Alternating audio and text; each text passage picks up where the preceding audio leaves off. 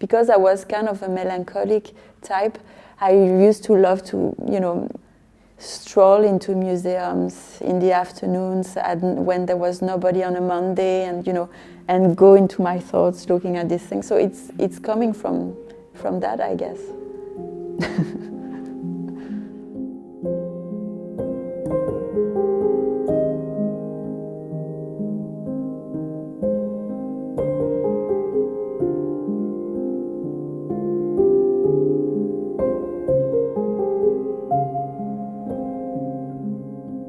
For me, it has started at a very early stage, I will say, maybe around 10 years old, 9, 10 years old. I mean, I was always constantly drawing, building things, and it always has appeared for me like the way I would love to cross this life will be to have an artistic practice. So I've made all my choices in life according to that priority. I always made it as a priority.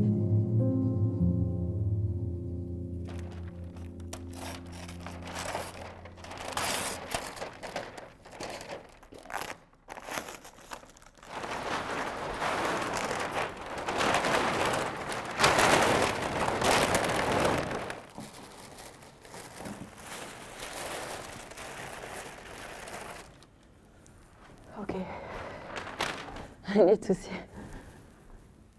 It was shot in a daylight situation. I used to have my studio in a small loft room, and then I had this small window on the top. So it was really making this atmosphere that I was really looking for that kind of objects. There's post-production into it. I've actually used several parts of fabric that I shot, and I have put them together so it's not in one shot. You have a sense of mystery.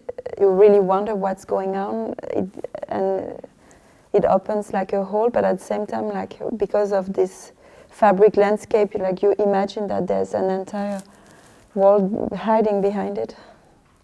It's not textile in itself that I'm interested in. It's more drapery, the drape that I'm fascinating with. And I really like to go to the Louvre or to Glyptotek here in Copenhagen. And I feel really at ease in these spaces. And this is where my interest for fabric come from mostly. When it is on a body, when it covers something, this is what it's the shape and the sculptural possibilities of it, the visual aspect of it that I like. And it's not so much the texture or the textile in itself.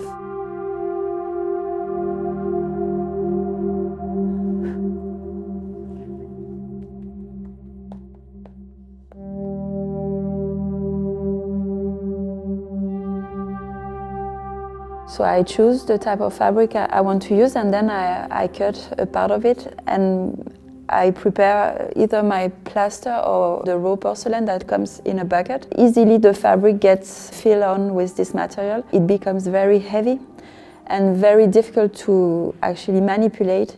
And I've realized that it's all in the moment. For example, if I have built something out of cardboard and different material and it's ready and I'm thinking, okay, this might give an interesting shape when the fabric fall into it. And so I have a lot of expectation. And if I come a bit too slow or too insecure in the way I'm placing it, it goes completely wrong. And especially if I try to fix it, once it's been put and I'm like, no, nah, and then it's not good. You have to have a magic moment, and sometimes then it goes really good, and I can sense it right away. I can see when it's like, okay, it worked really well this time, and there's nothing more to add or to do.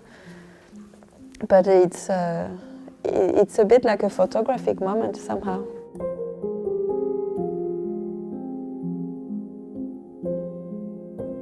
The covering, it's because I really wanted to create objects or sculptures that will remain unresolved. Your mind or your poetic mind or all your previous aesthetic experience will come into play, and that you will actually have to dig into that and in order to try to read the object, when you look at it, it remains this enigma that you never resolve, so it keeps you wanting. It keeps the desire alive, it keeps the aesthetic experience alive for as long as possible.